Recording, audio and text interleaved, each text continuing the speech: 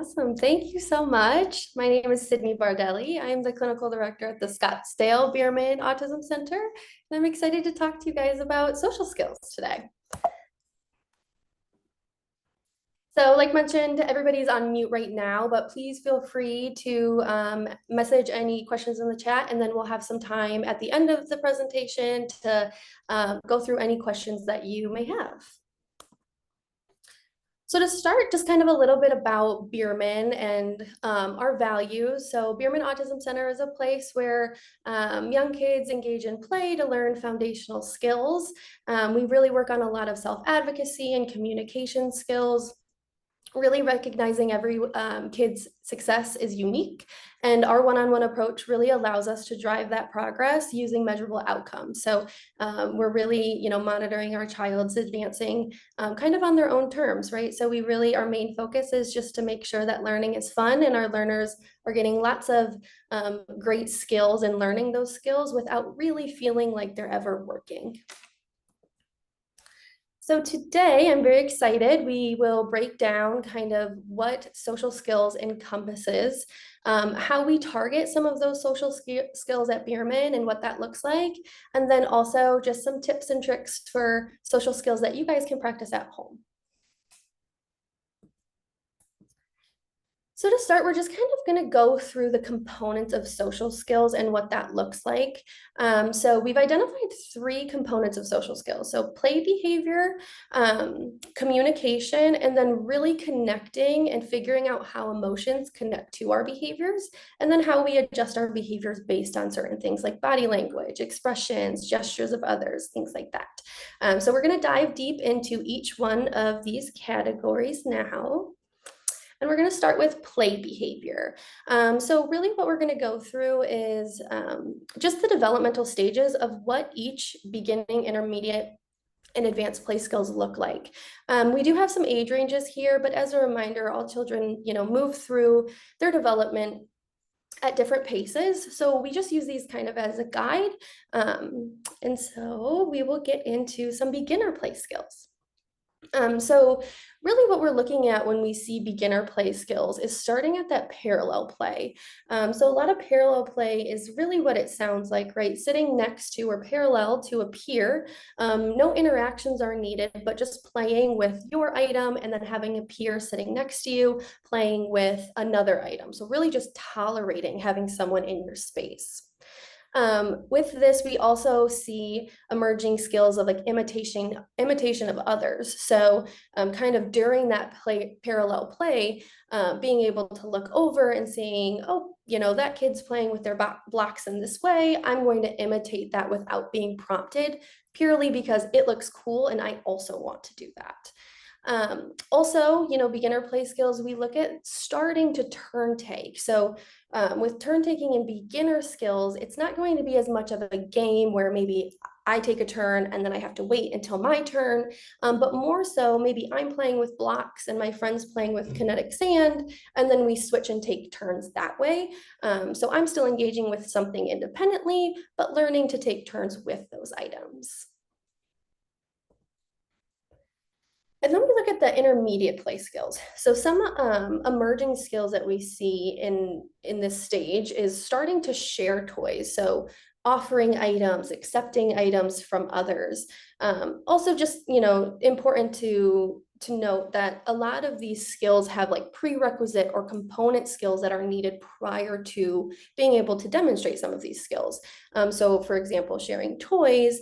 A component skill of this would be something like tolerating others touching my toys, right? So in order to be able to share my toys, I have to first be able to tolerate another either peer or adult touching the things that I like. And then you start to see a lot of answering questions. So this is pretty basic in this stage, but really just kind of 1 to 2 words, right?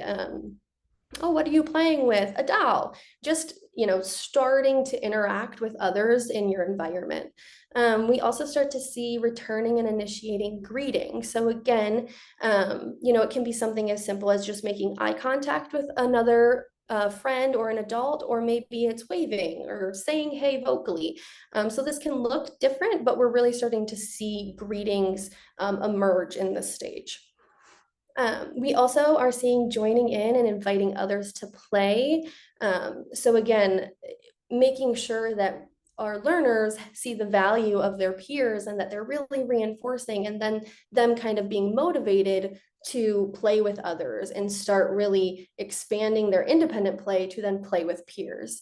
And then we also start seeing some rule following within games during this stage. So not necessarily any strategy needed within these games, so nothing too crazy, but just something where it's a very clear, maybe Zingo, go fish, trouble, right? Clear rules that you can follow, and no real problem solving or strategy needed during this stage.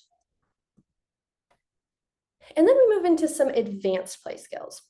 So this is where we're really starting to see some of that cooperative play emerge.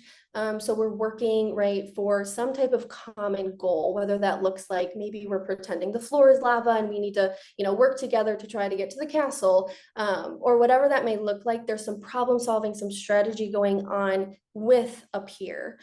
We also start to see a lot of different comments happening with peers. So whether it be on topic to what they're, engaging with, or maybe it's just kind of a random comment, but still, interacting with their peers during this time.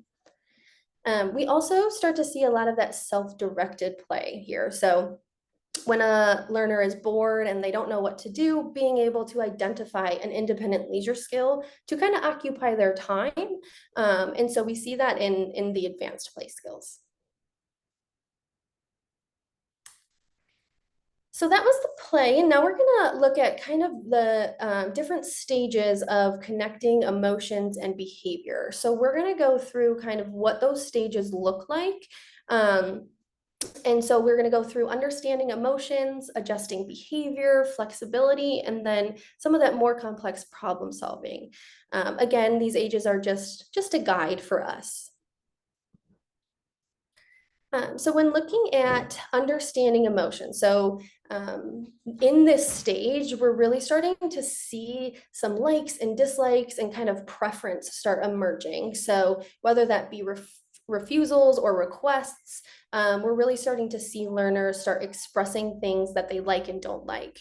In addition to that, we're also starting to see some really cool identifications of emotions of themselves and others, and then using their senses to understand those emotions. So maybe my stomach's growling and that means I feel hungry, or I really love planes and I visually see a plane in the sky and that makes me happy. So really starting to connect those senses with identifying their emotions. And then we also really start to see understanding different tones of voice, right? So maybe not just yet adjusting your behavior, but understanding that when mom talks in her mom voice, that might mean something different, right, than the same exact phrase in not a mom voice. And then that kind of leads us into then adjusting behavior based off of that. So what we see when these learners start to really be able to identify and adjust their behavior to what's going on in their environment, we start to see those coping strategies that are taught really start to be used, whether it be, deep breaths, taking a breath, taking a break, whatever that may look like for the learner. We also see some tolerating skills within this stage. So tolerating others' choices.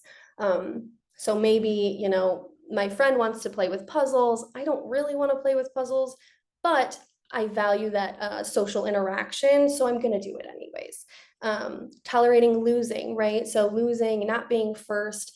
No one ever likes losing, but we really start to see a little bit more age appropriate responding to these situations. So maybe it's not a full meltdown and they can still identify that that makes them angry or sad, but the way that they're tolerating it looks a little bit more appropriate. And then we look at flexibility. So this can be, really challenging for learners, even adults, right? Being flexible with certain things, especially, with this list, we start to see tolerating making mistakes when plans change. So maybe you're used to the same routine every day, and for some reason you can't go to that place that you always go, or you want to go play outside and it's raining. So now we have to kind of adapt to that flexibility. and tolerate that in a way that's age appropriate. Also, when things are hard, so maybe tying my shoes is really difficult, but I'm able to tolerate that in a way where I can maybe then go ask for help and adjust my behavior based on it, rather than engage in more maladaptive behaviors. Also, not telling for small things, right? So a lot of times we see kids who are like, that kid played with the puzzle not the right way. In this stage, we're really starting to see kind of discrimination between maybe that's a small problem and I don't need to tell a teacher or an adult about that, but understanding that maybe something else, like if they saw another kid hit another kid, that would be something I would maybe tell an adult on. And then we look at problem solving. So here we're really starting to see our learners start to identify a problem, and not only that, but identify a solution. So maybe, I'm trying to do this puzzle and the piece is not fitting perfectly. And rather than getting really, really upset and throwing the puzzle, I start to identify a solution and problem solve to maybe move it around or flip it upside down, whatever that may look like. We also start to see a lot of negotiation and compromise skills emerge in this stage. Um, so, right, it could be something with a friend, right? A lot of social interactions, I'm sure as we all know, you have to compromise sometimes, even if it's not exactly what you want to do, right? We're still compromising. Or you see it a lot with negotiation with maybe, all right, now I'm learning, I'm watching TV, my mom wants me to go take a bath. I'm going to try to ask for 2 more minutes. And then if she says yes, maybe I'll try for 5 more minutes, and kind of really emerging that skill. We also see accepting consequences with this and understanding concepts of fair versus unfair. So again, not that any kid is going to be okay, right, with going to their room after maybe doing something they weren't supposed to be doing or whatever that looks like, but starting to at least accept and identify that, okay, I did something I wasn't supposed to do, and now I have to have this consequence. And kind of same thing with the fair versus unfair, right? Well, yes, maybe Susie gets more TV time, and that's not fair. Starting to really identify, well, she followed the directions and I didn't, so that's why. And really some of that more complex thinking within this stage.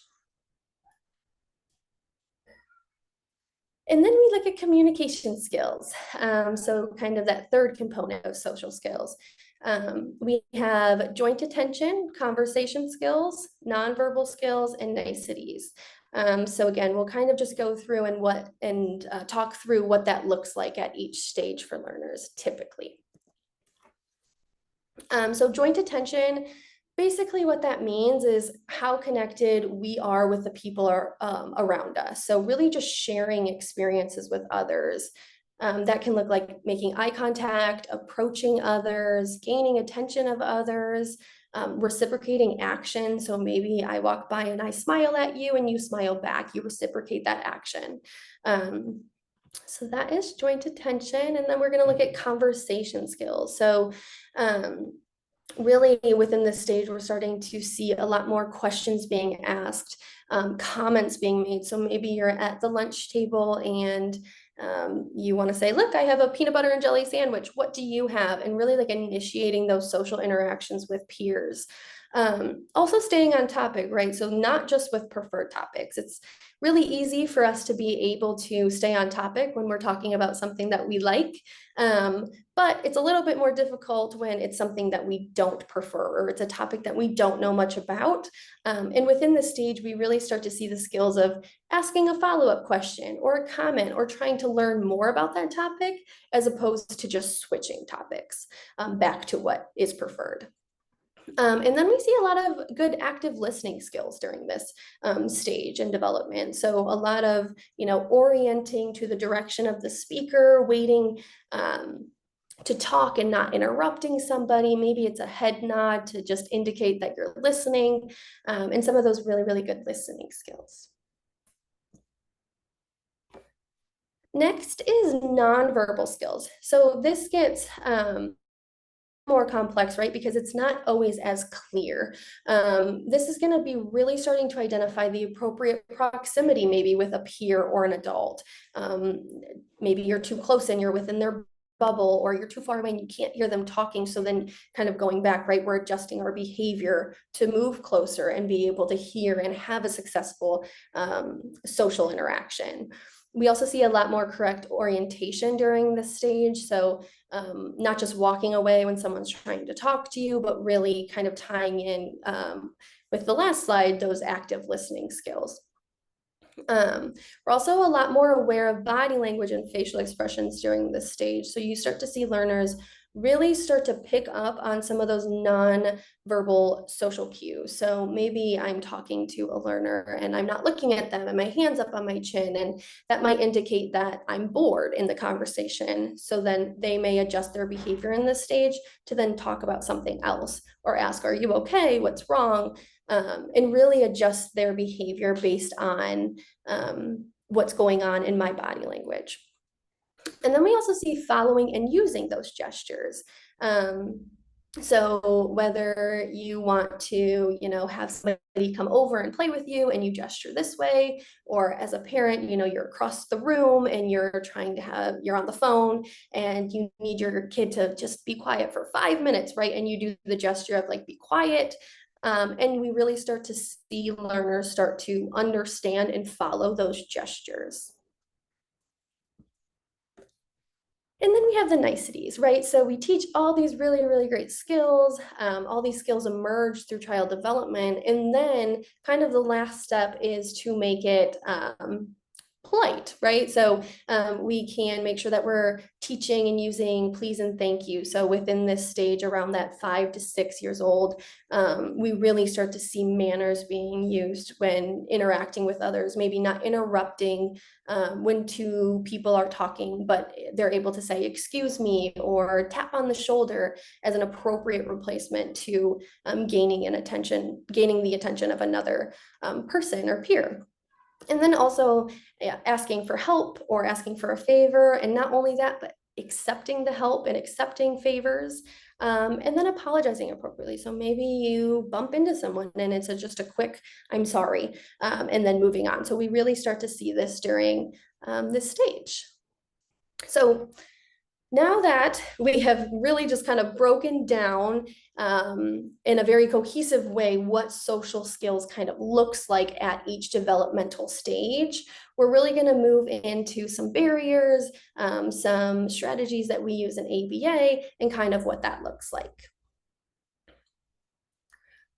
So oftentimes, right, in general, there's some barriers and challenges for kids with autism that they might face when trying to learn different skills or just live at home, right, and in society. And so sometimes some of these common barriers are going to be, there's no peers to practice with. Maybe peers get really frustrated easily because they're not understanding the behaviors of your child or the learner. There's difficulty attending family gatherings just due to maybe, high rates of maladaptive behaviors.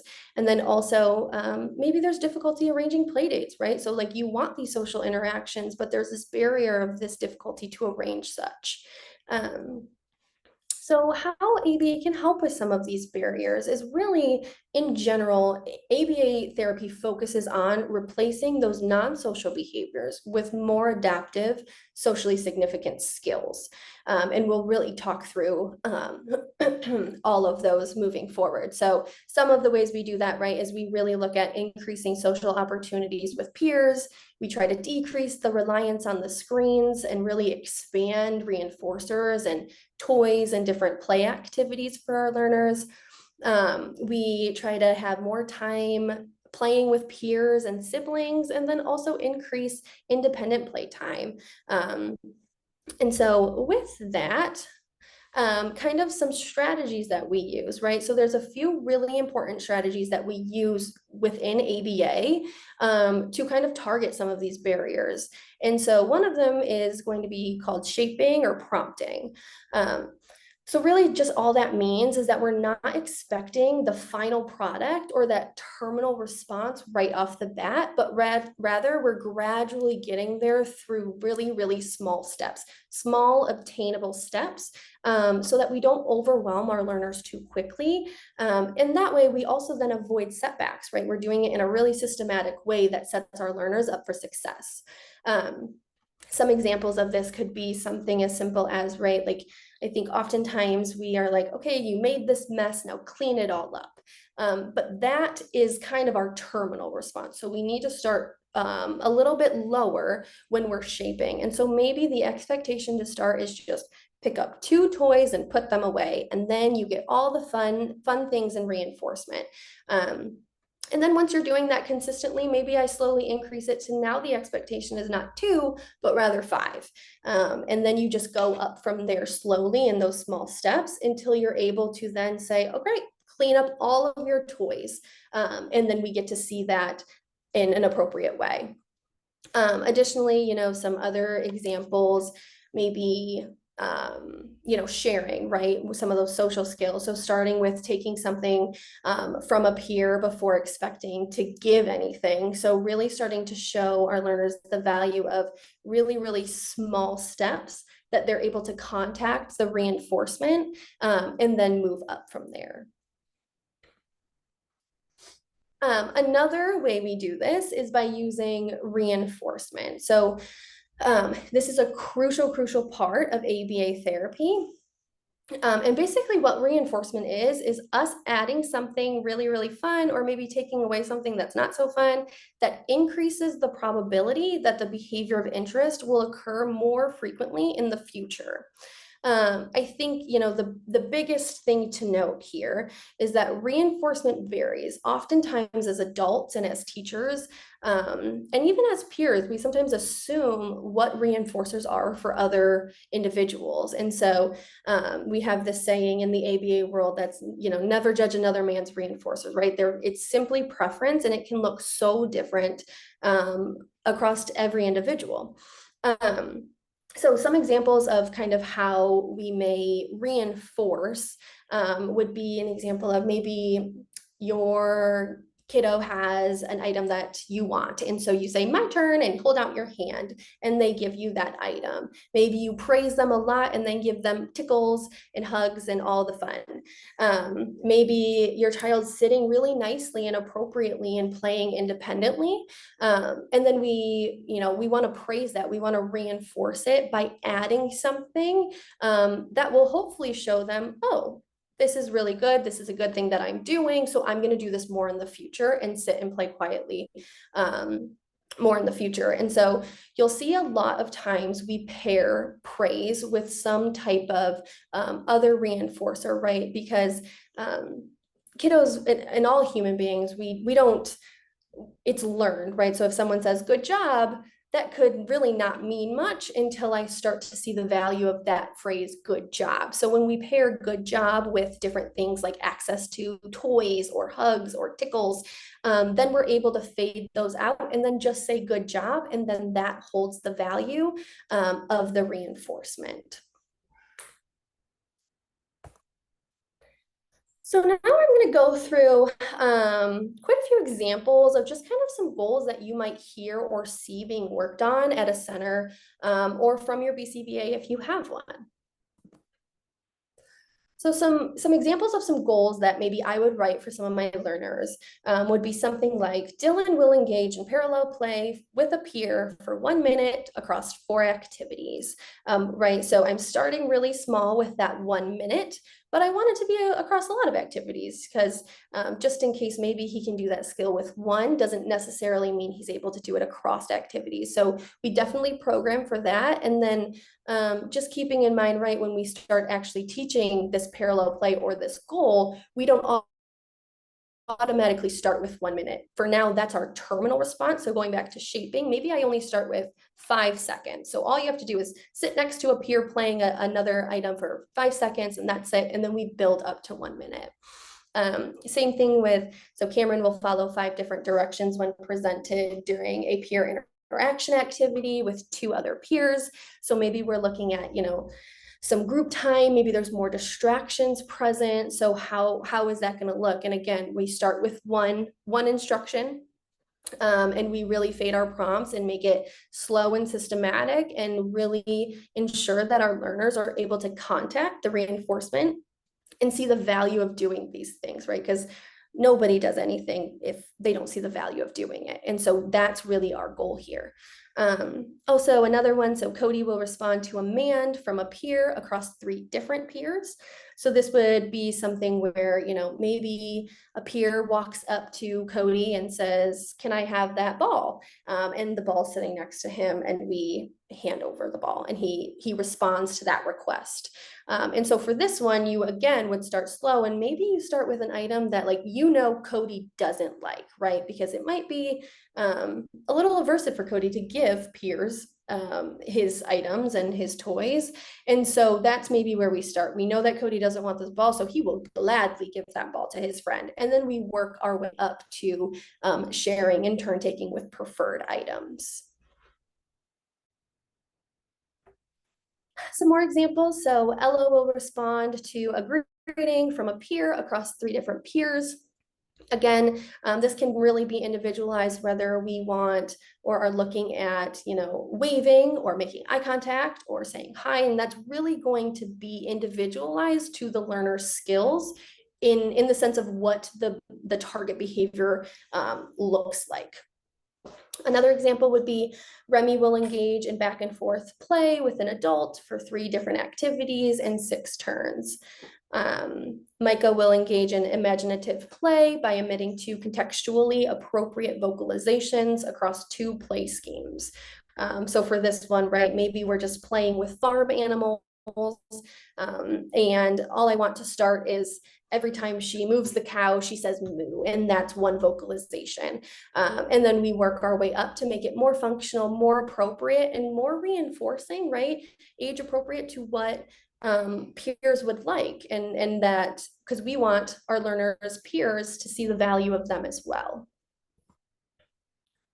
A couple more. So Kayla will emit 3 different gestures to communicate with others.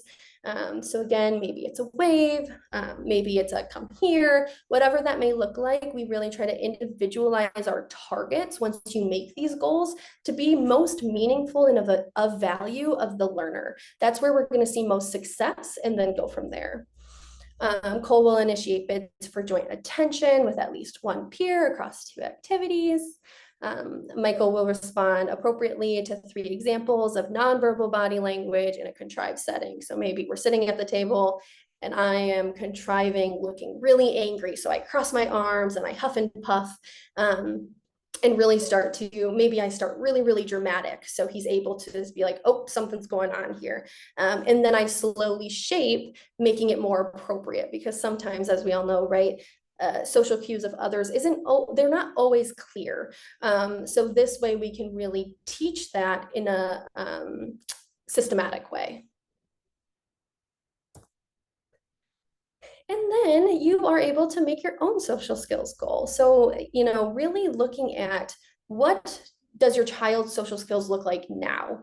I think it's really important, right? Be realistic with where your learner is at right now, and where would you like that to go, right? And so you create where they're at now, kind of their baseline of skills, and then we're seeing what is the terminal goal, and then how are we going to get there, right? We're starting small, think about what's realistic, and think about what is going to allow the learner to contact reinforcement pretty quickly, because that's really what's going to get their buy-in, our learners' buy-in to really start engaging in some of these skills.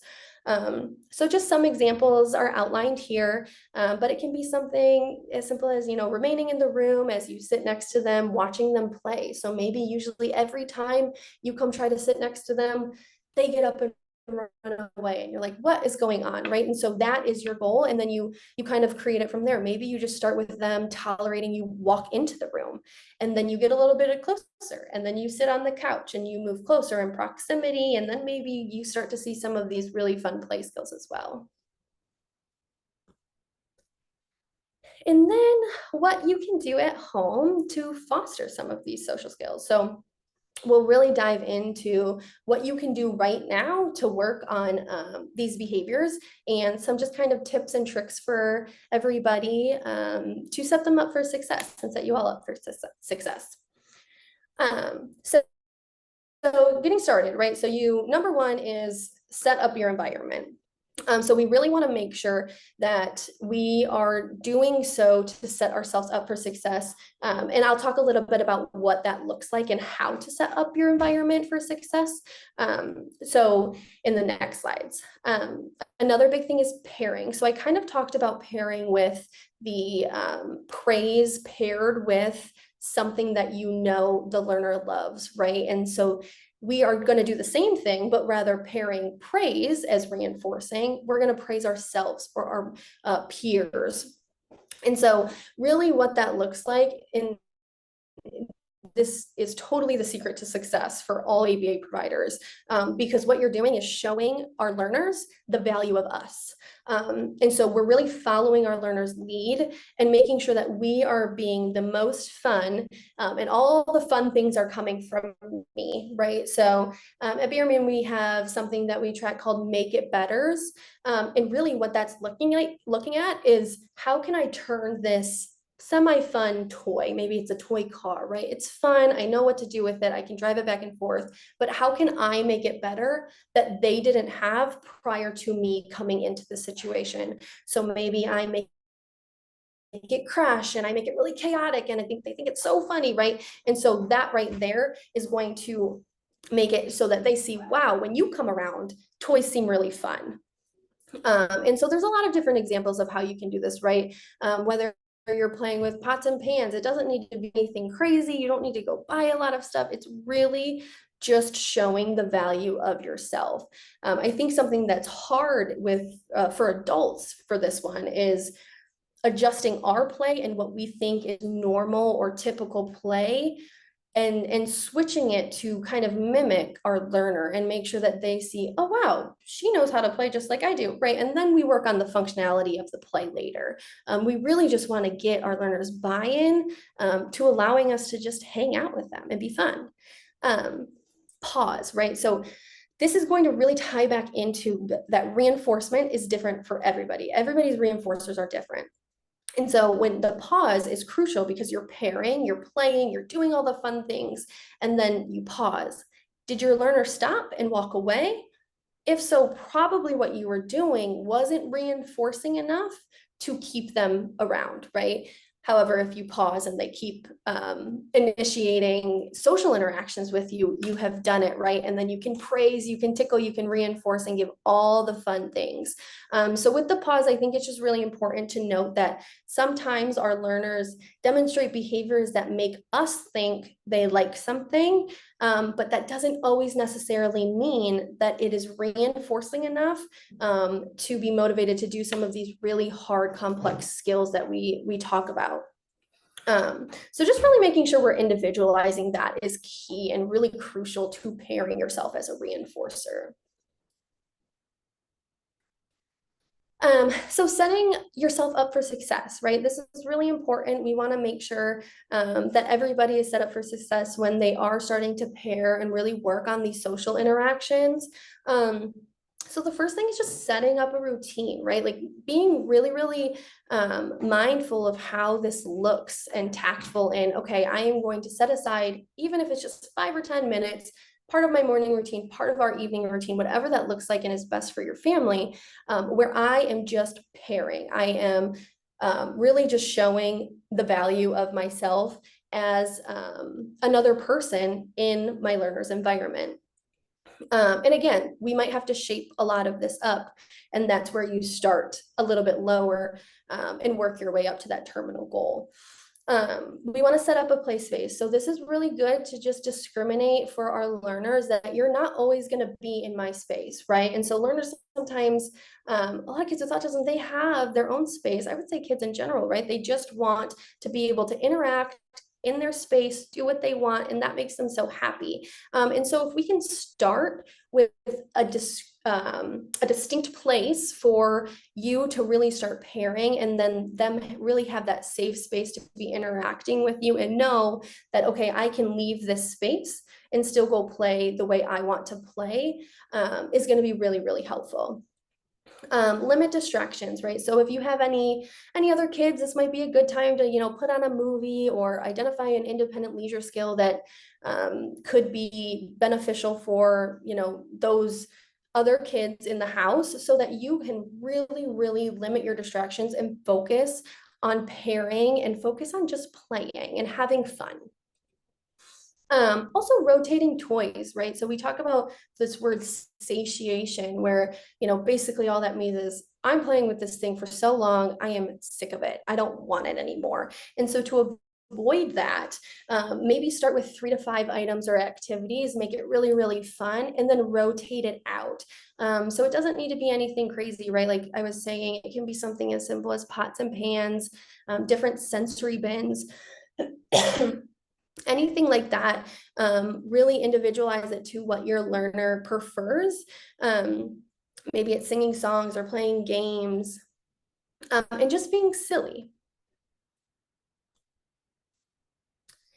And some other just kind of tips is comment, but don't place demands. I think this is something that as teachers and as adults, we often are like, well, we're not placing demands. We are just playing. And then you kind of take a step back and you look at it from a different perspective, right? So maybe you call their name, maybe you tell them to come here, maybe you tell them to sit down, let's play with this, right? Right there was just probably your initial interaction, and there's 4 demands.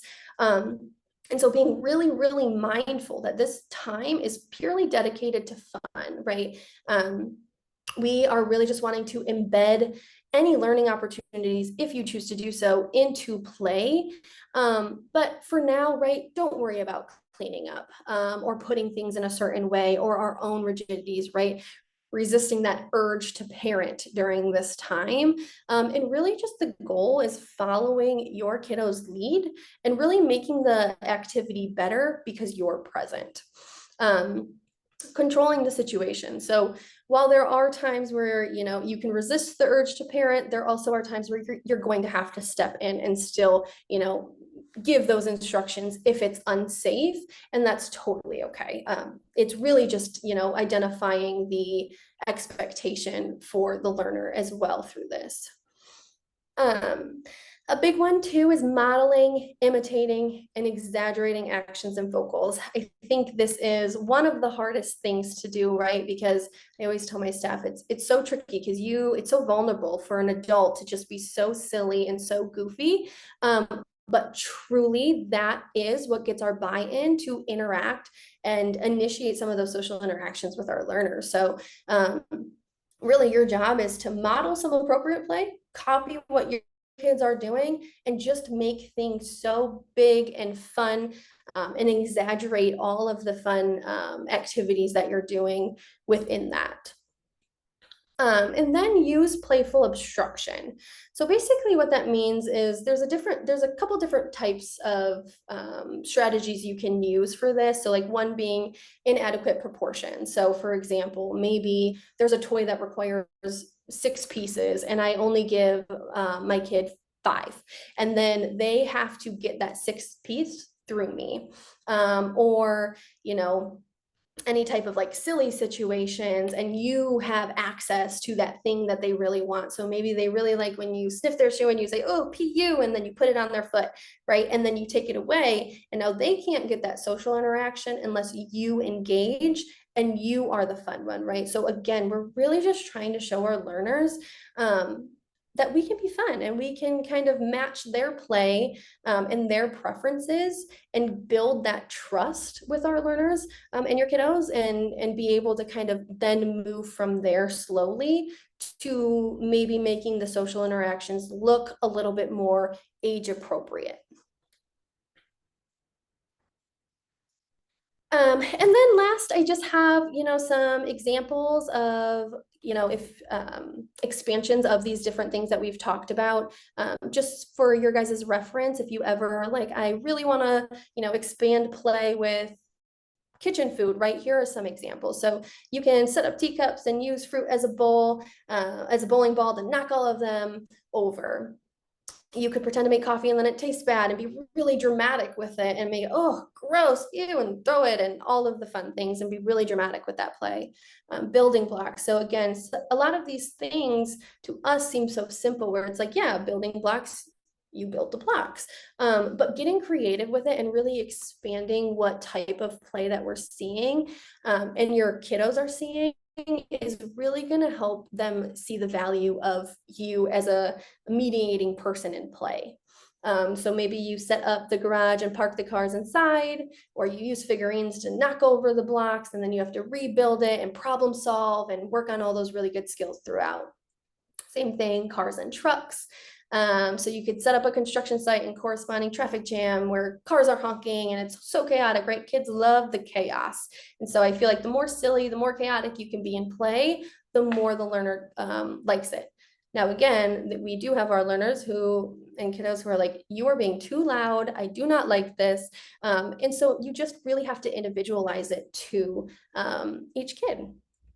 Also water play, so lots of fun things like taking turns with the hose, washing bikes, or sometimes we fill up a water bucket here and we put all of our toy cars and we have this car wash that we have. And then Play-Doh or sand, so like maybe hiding little beads or figurines or really reinforcing. Maybe your learner really loves Cars, the movie Cars, and so you put all the little figurines of cars into the kinetic sand or Play-Doh and they have to sift through it and find it, right? And even when you think about these things, we're working on so many other skills that again kind of leads us back to our whole model here at Bierman, where we're just playing. Our learners don't feel like they're learning, it feels like fun. Some examples of expansion of conversation skills. So if you're like, I just don't know how to get the conversation skills going, right? It could be something as simple as a ball toss. So you sit across the floor from each other, you pick a topic, and every time you roll the ball, you make a comment or you ask a question about that topic. Different types of card games are really fun and reinforcing for kiddos, right? Because that's usually kind of a boring time for them. They're sitting in the car, maybe not doing a whole lot. So would you rather, I spy 20 questions are some really good options for expanding some of those conversation skills and initiating some of them. And then we have some expansion of joint attention. So if you're like, maybe my learner isn't really, doesn't have the skill, what does that look like? How can I expand it? So you can move and pause, right? So maybe you're in the wagon or you're in the car and you stop it. And then they look at you and then you keep going, right? So that right there is them indicating to you, I like this and I want to keep going. Dress up, whether you have silly hats and glasses, you're looking in the mirror. So kind of, again, a different skill, maybe making silly faces in the mirror or at each other. Reciprocal play. So maybe throwing a ball, playing with the car, hide and seek, peekaboo, some of those more interactive back and forth games. And then help activities. So a clear jar with Easter eggs, or you have to open it up, or maybe tiny trinkets. We've done things where we've put things into balloons and then we blow them up, and then somehow we have to get them out, and the learner really wants to get them out, but they need help to do so. And so that's kind of where, again, our value comes in as the adult, and they're able to see, wow, whenever I need something, this person's here for me. Whenever I am maybe not having so much fun, this person makes the situation more fun. And that's going to be really, really crucial for just starting to think about some of the social skills that we've talked about today. And here are some references from the presentation today. And that is all I have for you. So if anybody has any questions. Thank you so much, Sydney. Quickly, I wanted to ask the resources that you just shared. Would you mind sending that over to our team so we can include that in tomorrow's email to Yes. just kind of recap? I think that's a great resource. Yes. We've had a few questions come in, and maybe some of this is a little bit of what you talked about. I just want to make sure we address some of these specifically. On the behaviors you went through in today's presentation, anything that would stand out different for a nonverbal toddler or different expectations anyone would want to look for if their child is nonverbal?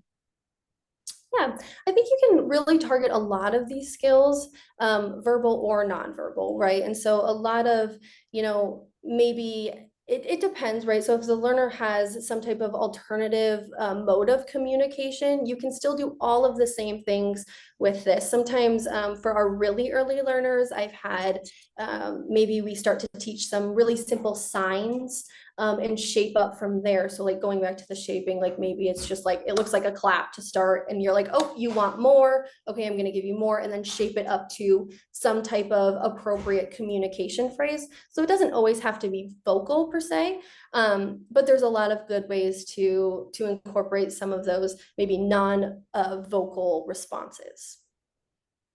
Wonderful. Another question we've had, how would you navigate a situation where a child is willing to participate in some of these joint attention games, but only in specific rigid ways? Yeah, so I think with this, we see this a lot, right? Because a really big core symptom of autism is that restrictive and repetitive behaviors and a lot of rigidities around play. So I think the biggest thing to start with is starting to play with your learner in the same rigid way that they are playing. So that's to start, right? It feels weird, but I do think it really starts to show the learner the value of yourself as just a person there. Oftentimes what we see is, these kids have these really cool ways in their head of how they're playing with these toys, and every time an adult comes, they correct the way they're playing. So of course, every time now, an adult walks up, that's a signal for them. They're going to change how I'm playing. I'm going to move away from you. So I think the first step is really starting to just show them and build the trust, and then really slowly manipulating some of those rigidities. So maybe it's, I don't know, they always have to put in the puzzle a certain way. And you start with maybe just moving the puzzle a tiny, tiny bit, and working through some of those rigidities that way, and then slowly, systematically moving to a place where the play looks a little bit more age appropriate. Thank you so much. We had another one come in. Would you have some play examples for a child that might have delayed ADHD or developmental delayed ADHD and autism?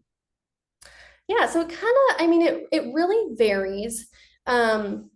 I think to start, really looking at like cause and effect toys are usually a hit, right? Because it's that like anticipatory play, which a lot of learners love. But it really is going to be individualized based on the learner. So, like I said, a lot of maybe like pop-up toys.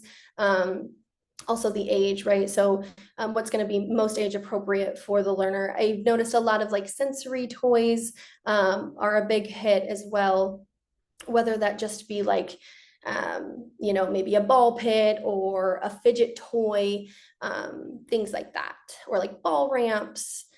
Yeah.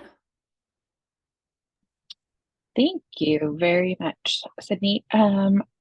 Anyone else have any other questions they want to ask? Feel free to leave them in the chat or in the Q&A. Have someone just come in. How would you encourage expanding a child's willingness to play with more peers versus maybe only playing with one other child? I think a big kind of what we typically do, right, is we use that shaping procedure. And also, I think before you even start that, identifying if there's a reason why. Is it certain learners or certain other kids or peers that they're maybe averse to or they're not wanting to engage with? Or is it just, I'm really comfortable with this one person and nobody else I want to play with? And so once you identify that, then it can kind of guide how that looks moving forward. A lot of times it's really like the duration is what we shape. So maybe, your kid really likes Bob, but he's really averse to Joe. Every time Joe walks around or onto the playground, he's like, I do not want to play with him.